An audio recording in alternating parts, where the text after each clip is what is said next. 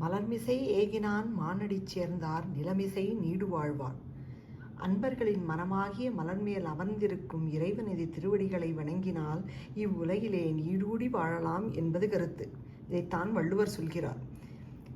வள்ளுவர் கோவிலிலே குடிகொண்டிருக்கும் இறைவனின் மனதில் இறைவன் என்று சொல்லாமல் அன்பர் மனதில் குடியிருக்கும் இறைவன் என்று சொல்லுகிறார்.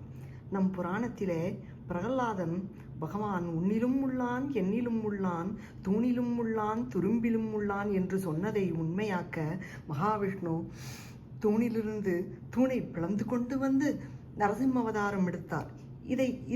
இதைத்தான் திருவள்ளுவரும் சொல்கிறார். பகவான் கோவிலிலே இருக்க வேண்டும் என்பதில்லை, அவன் உன் மனதிலும் உள்ளான், என் மனதிலும் உள்ளான், உனக்கு பிடித்தவர் மனதிலும் இருக்கிறான், நீ வெறுப்பவர் மனதிலும் இருக்கிறான். ஆதலால் நீ அன்பர் மனதில் இருக்கும், உன் மனதில் இருக்கும் இறைவனை வழிபட்டால் அதுவே போதும் என்கிறார் வள்ளுவர்.